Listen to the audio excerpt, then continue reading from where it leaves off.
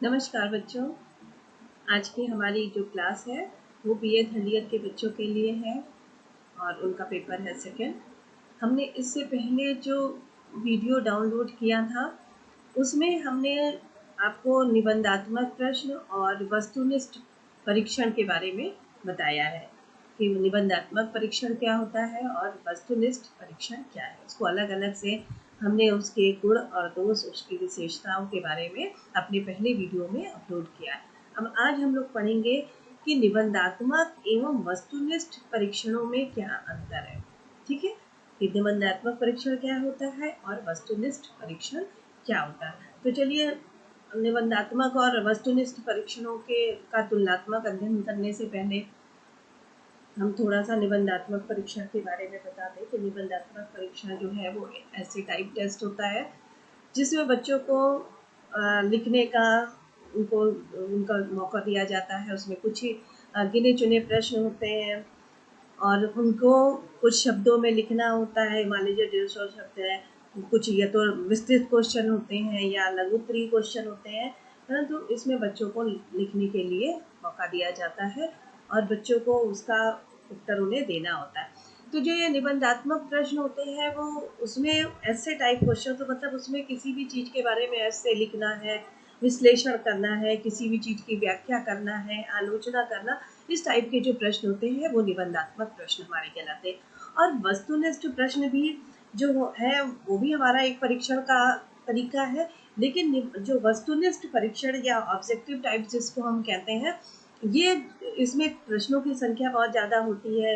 इसमें समय की भी समय अगर हम देखें तो अधिक लगता है। उसके अलावा लेकिन जो भी इसमें जो प्रश्न होते हैं उनका एक सटीक सही उत्तर होता है। इसमें ये निबंध वस्तुनिष्ठ परीक्षण जो है वो मान लीजिए रिक्त स्थानों की पूर्ति है, मिलान प्रश्न है, बहुविकल्पिक प्रश्न है, सत्य असत्य प्रश्न है।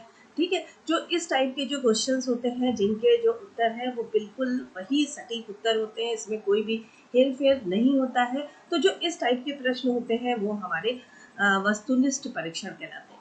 तो चलिए हम देखते हैं कि निबंधात्मक परीक्षण और वस्तुनिष्ठ परीक्षण में क्या अंतर है।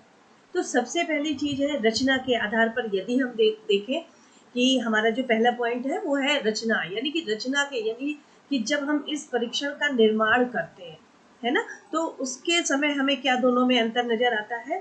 तो जो अगर हम रचना के आधार पर देखें तो निबंधात्मक जो परीक्षण है वो उसकी रचना यानी कि उसका निर्माण करना सरल होता है तथा इनकी रचना में कम समय लगता है।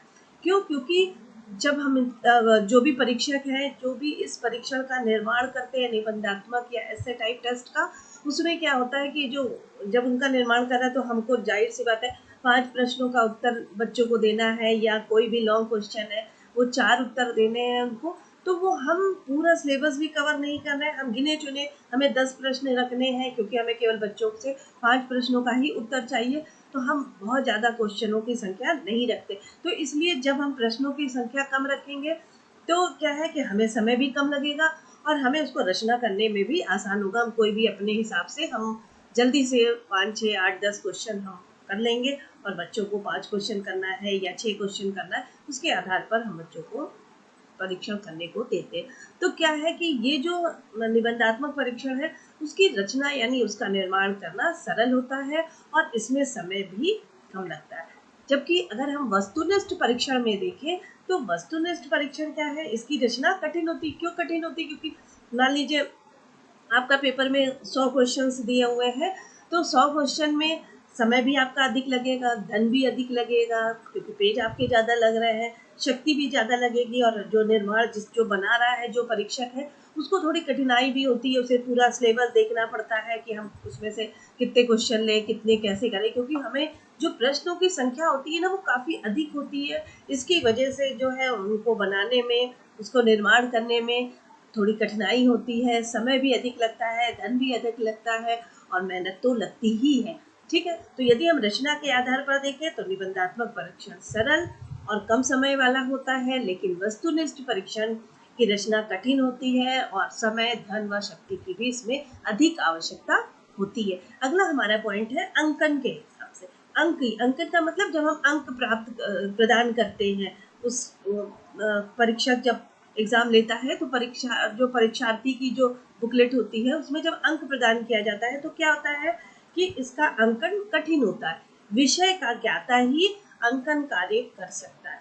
जो भी सब्जेक्ट का जो ज्ञाता है, जो विशेषज्ञ है, उस सब्जेक्ट का केवल वही उसी को उसका केवल ज्ञान होता है, तो इसलिए वही केवल उसकी कॉपियां चेक कर सकता है या उसको अंक प्रदान कर सकता है। और इसका अंकन करना भी कठिन होता है क्योंकि इनका आदर्श उत्तर लगभग असंभव होता है। जैसा हम चाहते हैं वैसा बिल्कुल एक्चुअल जो है वैसा उत्तर सभी बच्चे नहीं दे पाते। तो कहीं ना कहीं जो उनका अंकन देने की जो परंपरा होती है, जो उनको अंक प्रदान करना पड़ता है बच्चों को, तो वो बड़ी मतलब उनका जो एक आदर्श उत्तर तो है नहीं कि जितना उन्होंने पूछा, जितना हमने पूछा उसने बच्चे ने बिल्कुल सटीक वही शब्द लिखे। तो क्या होता है कि उसका जो आदर्श उत्तर लगभग असंभव होता है, तो इसलिए उसका अंक देने में भी हमें कठिनाई होती है। ठीक है, और केवल विशेषज्ञ जो होता है उस विषय का, वही इसका अंकन भी कर सकता है। जबकि यदि हम वस्तुनिष्ठ परीक्षण में देखें तो इसका अंकन सरल होता है क्योंकि इसकी जो उत्तर होता है वो मान लीजिए रिक्त स्थानों की प्रतिपूर्ति है तो उसमें केवल एक ही शब्द भरा जाएगा। मान लीजिए बहुविकल्पिक शब्द है तो बहुविकल्पी में भी 4 में से कोई एक ऑप्शन सही होता है। सत्य असत्य है तो उसमें से सत्य तो है, ये तो असत्य, मतलब जो भी है उसका सटीक उत्तर होगा। और सटीक उत्तर होने का मतलब है कि जो भी हम अगर हम चेक करते हैं तो ठीक है, दूसरा कोई भी चेक करे तो भी यदि आपके पास उसका उत्तर है तो कोई भी व्यक्ति इसको आसानी से चेक कर सकता है। तो इसको अंक देने में आसानी होती है और इसका जो निश्चित जो उत्तर होता है वो भी निश्चित होता है। अगला है हमारा तीसरा पॉइंट है प्रश्न के प्रकार, कि जो प्रश्न के जो टाइप्स होते हैं वो किस प्रकार के होते हैं। जो निबंधात्मक परीक्षण होता है इसमें सामान्य प्रकृति के प्रश्न होते हैं, जैसा हमारी कॉपी में, जैसा क्योंकि बहुत ज़्यादा घुमावदार बच्चों को क्वेश्चन नहीं दिए जाते हैं, लगभग सामान्य तरीके से सामान्य विशेषताओं के साथ सामान्य प्रकृति के प्रश्न होते हैं ताकि बच्चे उस चीज़ को समझ सके और कर सके। लेकिन यदि हम वस्तुनिष्ठ परीक्षण में देखें तो इसमें जो प्रश्नों की प्रकृति होती है वो विशिष्ट होती है, थोड़ी विशिष्टताएं उसमें होती हैं, थोड़ी कठिनाई होती है थोड़ा प्रश्नों, क्योंकि उसमें केवल एक सटीक होता है तो प्रश्नों को थोड़ा सा घुमावदार होता है और बच्चों को पहले उस प्रश्न को समझना होता है तब उसका उत्तर वो बच्चे दे पाते हैं। अगला है हमारा चौथा प्रश्नों की संख्या।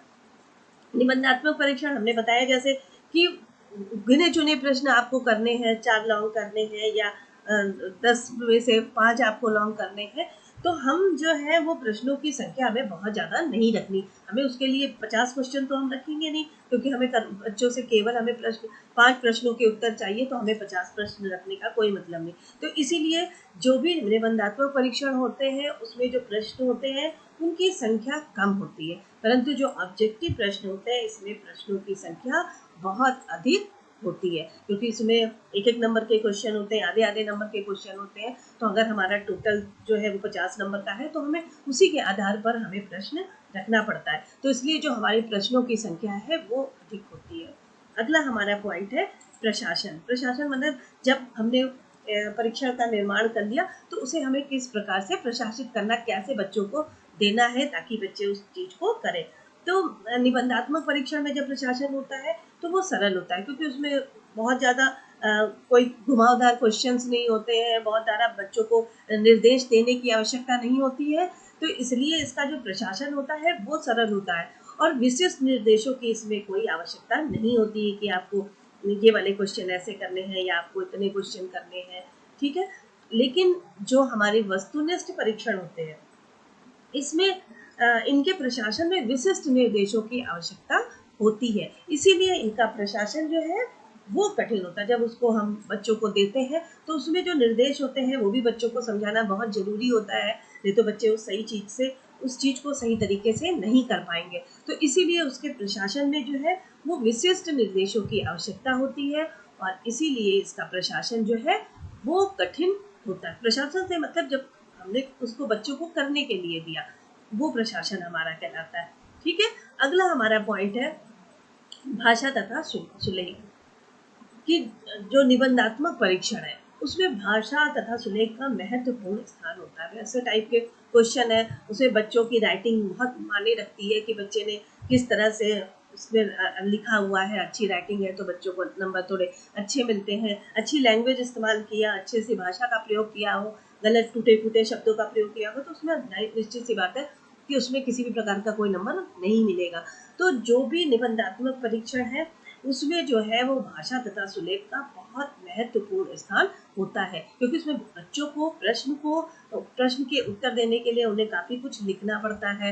इसीलिए उनकी राइटिंग बहुत महत्वपूर्ण हिस्सा रोल अदा करती है, क्योंकि जब हम लोग कॉपियाँ चेक करते हैं तो हमारे सामने यदि बहुत अच्छी राइटिंग आती है तो बच्चों को थोड़ा अच्छे नंबर दिए जाते हैं।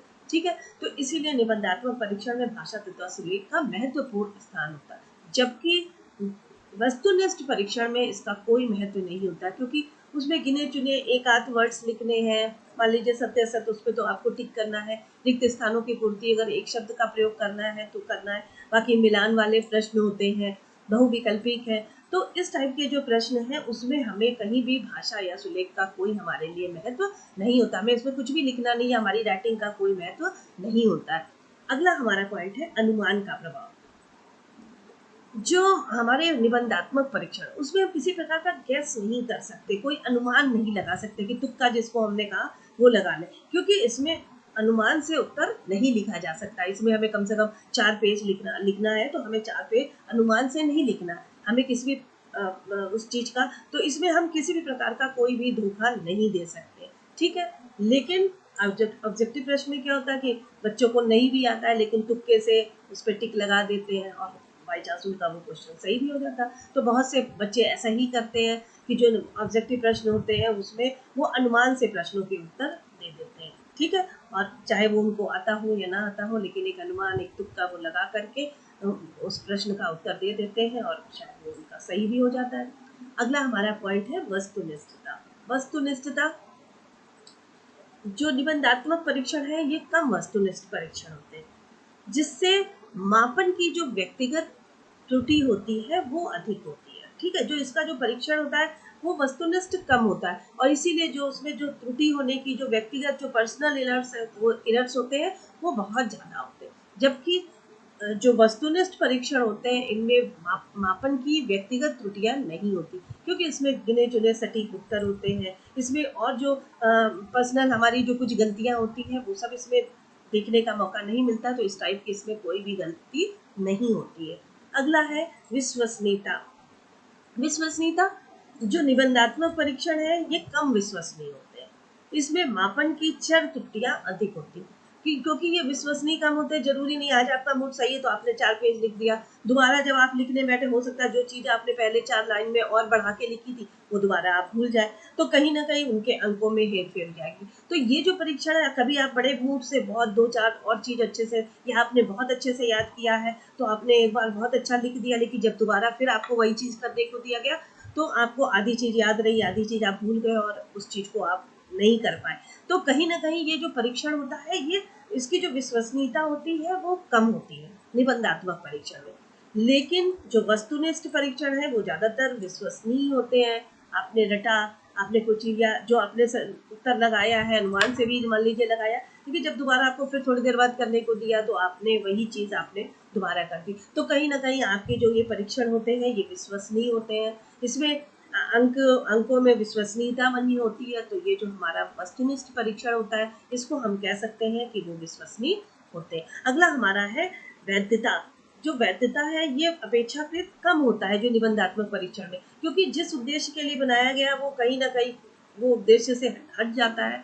लेकिन जो हमारा वस्तुनिष्ठ परीक्षण होता है वो अधिक वैध होता है। वो उसका सही से इसमें मापन की जो स्थिर त्रुटियां हैं वो लगभग कम होती है, क्योंकि ये वैध होता है, क्योंकि ये अपने एक उद्देश्य को, जिस उद्देश्य को रख करके जिस चीज का मापन कर रहा होता है लगभग उसी से संबंधित इसमें प्रश्न होते हैं और बच्चे भी उसका सटीक उत्तर देते हैं, इसीलिए ये परीक्षण हमारा वैध कहलाता है। अगला है हमारा मानक।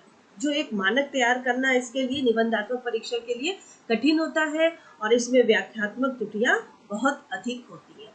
जबकि अगर हम ऑब्जेक्टिव क्वेश्चन में देखें या परीक्षण में देखें तो इसमें जो मानक तैयार करना सरल होता है। ठीक है, और जिसमें व्याख्यात्मक त्रुटियां भी कम होती हैं। तो अगर हम देखें तो निबंधात्मक परीक्षण और वस्तुनिष्ठ परीक्षण में क्या अंतर है, तो हम ये साफ साफ कह सकते हैं कि निबंधात्मक परीक्षण और वस्तुनिष्ठ परीक्षण